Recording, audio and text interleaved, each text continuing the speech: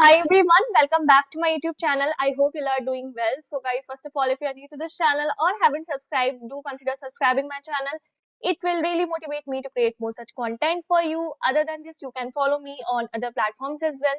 The link is there in the description itself, right? So today's problem is permutation in strings. So without wasting further time, let's start with the problem statement. The problem says given two strings S1 and S2, return true if S2 contains a permutation of S1 or false otherwise. In other words, return true if one of S1's permutation is the substring of S2. Understand it with the help of an example, right? So here we are having the example S1 is given as AB and S2 is E1DBAOOO. So what we have to do is we have to return true if we are doing one of S1's permutation. See, if one of S1's permutation is a substring of S2, so S2 we are having, right? And in this only we are having a substring which is a permutation of S1 given to us. If this is the condition, we have to return true. Otherwise, we have to return what? False. So here if you will see, so S1 given to us is AB. So here if you will see, we are having this substring BA. So if I'm asking you, so the permutation of AB is definitely BA, right? That would be counted in the permutation itself. So, right, so the condition is getting satisfied. S2 contains one permutation of S1, which is BA. So, we are getting true. Similarly, if here you will see in the example 2, we are having AB. And here you can see in S2, we are having E1, EI, DBOAOO. So, here there is no such substring. First of all, it's not about the frequency of the character. If that is the case, then obviously in this case also 2 would be returned because the A is also there, B is also there. We are talking about the permutation. So if ABC, let's say we do have, so if I'm asking you what are the permutations of ABC, so ABC would be there, then BAC, then BCA, like that, right? So it should be in a sequence. That's why they have to clear any kind of confusion, and to make the description more clear, they have clearly specified that return true if one of S1's permutation is a substring of S2. So here there is no such substring possible. Here there is no such permutation of S1, which is a in this S2, which is a permutation of S1, right? So we are returning false. Okay.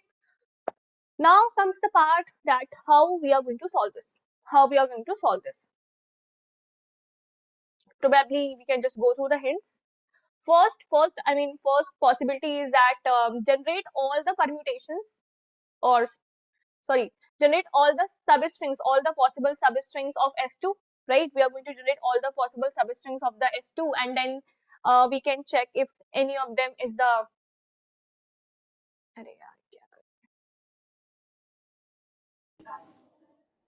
so one brute force approach that I believe that you will be able to think of, that what we can do is that generate all the possible permutations of S1, right? Generate all the possible permutations of S1 and then check that if any from those, like from those permutations that you have generated, so out of those any substring that is a part of S2.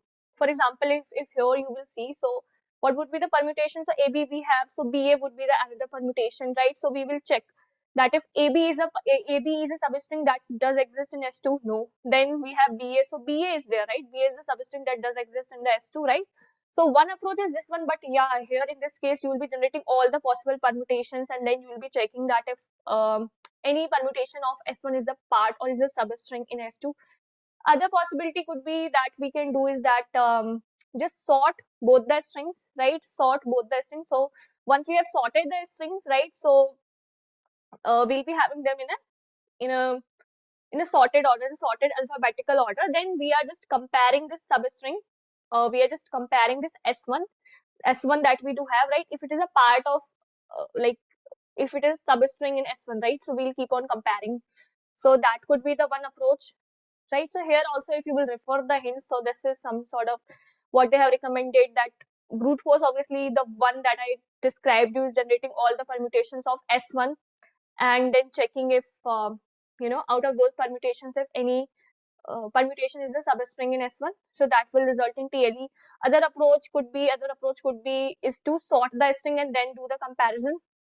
But yes, they are expecting something better. So there could be, is there any possibility that there could be a different way or different approach to solve this particular problem, right? Is there any different way that we can use? So obviously, so here if you will see, just think this problem in a sort of way, like we solved the anagram also, right? If I'm recalling it correctly, that in a series we have solved anagram problem also. So what anagram was all about, that the frequency of characters should be same. The frequency of characters should be same. The length of the strings, both the strings should be same. The frequency should be same. Then only we can say that yes, two strings are anagram. So some sort of same analogy we can apply here also, right? So what we'll be doing is that, and here also we have to keep on comparing that chunk, right? And we have to keep on shifting, because we exactly need these two. As of now, if I'm considering this example, we exactly need these two characters in the substring. The length should be same, the frequency should be same, right? So what we can do now, you must be getting the path, right? The thought process where we are taking it forward, where we are taking it towards. What we can do is that we will be using a frequency array, right? Which one array is containing the frequency, obviously frequency of the characters which does exist in S1, and another for S2. So here if you will see, they have clearly specified S1 and S2 both are going to consist of lowercase English letters. So we are sure about the length of the array, that is going to be 26 only, 26 characters only we do have, right? So it's like, just think this problem in a sort of finding anagram wala way. So let's in parallel, let's have our code also, that how we are going to do it. First thing is that, let's say if S1 length itself is greater than that of S2, if that is a scenario, then obviously you have to return false, right? You have to return false.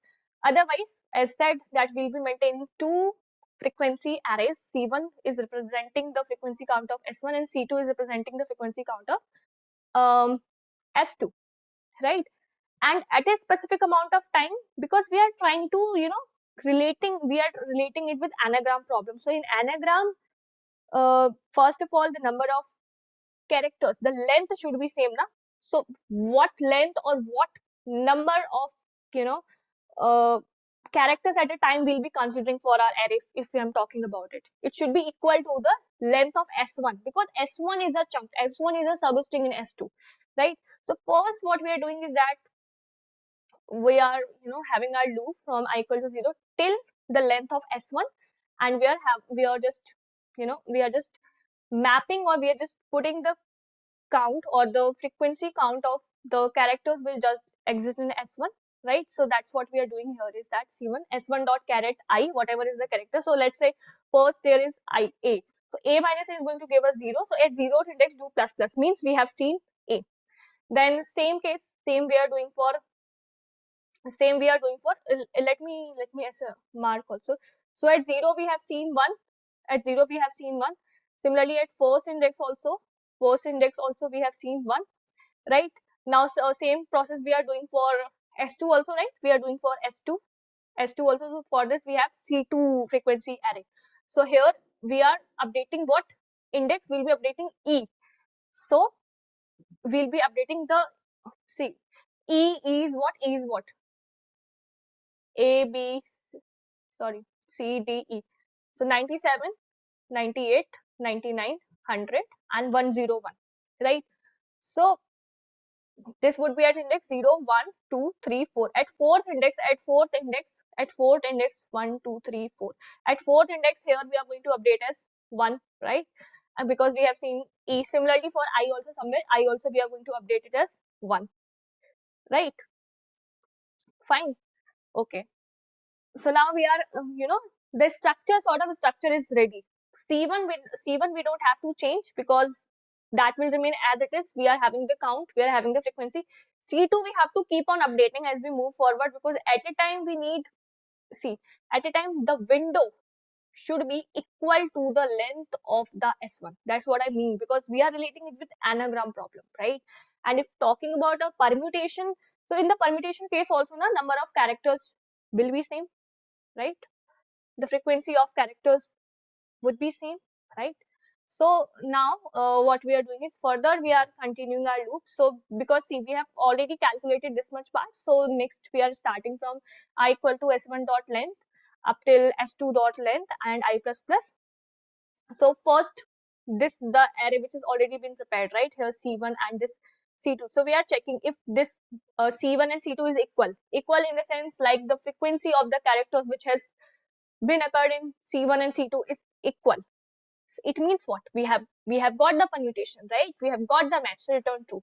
So in this is equal method, we are doing what? Just the same logic, right? So we know that the size is 26, so we are going till 26, and we are, if at any instance whatever is the value at ith position is not equal to that of ARR to ith position, means the frequency count is not similar. Return false, return false, return false, right? Otherwise, if this condition never became true, it means we have got our answer, we have met the criteria, we have got our permutation, we have got our anagram, you can say. So we are returning true from here, right? So that is one thing. Now we have to keep on updating. Now see, for as of now in our C2 we were having the count of E and I. So E and I, obviously E and I and AB, the map is not going to be the same, the correct frequency array is not going to be the same, obviously, right? So now we will shift our window. चलो आगे बढ़ो ना, अब हम बाकी characters देखेंगे भाई. तो यहाँ पे क्या, here now we will consider ID, the length should be same, so what will happen, next character, consider next character and remove what we have seen before. हटाओ इसको, अब ये विंडो का पार्ट नहीं रहेगा, विंडो का पार्ट इतना होना चाहिए, it should be equal to the length of S1, right? So that's what we are doing. So here first of all we are updating the frequency of the current character which we have seen, also the previous character. Now this is not a part, E is not going to be a part of the window, sliding window, think about it. So what we are doing is that whatever is the character, whatever is the ith value, what is the ith value as of now, 2, subtracted by the length of S1. So what is the length of S1? 2. So 2 minus 2, we got 0. So at zeroth index, whatever is the value. So obviously E was there, no? E was there. So E minus A. So at that point we were having 1. So decrement it means now the window has been shifted and its count has been removed. So it would be 0. Right? So as of now, under consideration, how many elements we do have? Just this, the frequency of I and the frequency of D. So like that window will keep on moving, and we will keep on considering the character. So at a time, the window will come here also, B and A, and the C. At this time, this condition, this is equal will become true, because they both are having the similar number of frequency count, right? For the characters, AB is there, here also we have AB 1 1, right? So true will be returned, right? So that is how our loop is working. So out of this loop you must have seen that, okay, I have added this one extra condition. This is for considering the part, the last substring part. Like, let me explain you how. For example, let's say this is the string given to us, this is our S1, and this is our S2. So ADC, see, so as we are first calculating, C1 and C2. So in that, how many characters would be covered? ADC and DCT. So obviously here ADC is there and here DCT is there. So the frequency when we are going to do, when we are passing those arrays to our is equal method, obviously it is going to return false, right? Next what would happen, we will get into this loop. So what is the value of I? S1 dot length is what in this case? 3, and S2 length is what? 4, right? 3 less than 4, condition is true. Now is equal, this will obviously return false, like, because the first array C1 C2 which has been designed, you can say, the frequency count is not equal. So we are going to consider the next character now. Next character is what? Next character is A, that is going to be considered, and it is going to be removed from our window. So now this is what we are going to have. right?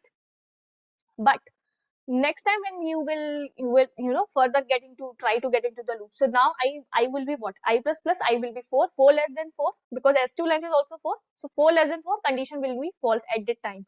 But we have got a permutation, we have got the match, right? So to handle this case, this last substring also we are going to consider. Here we have added this condition that if is equal c1 and c2, just return true, right? So I hope you were able to understand the problem statement, the logic part, and you are going to solve this problem first by yourself. And if anything is there, do a dry run, try to, understand it, how exactly the things are working. So thank you so much for watching this video, everyone. Bye bye.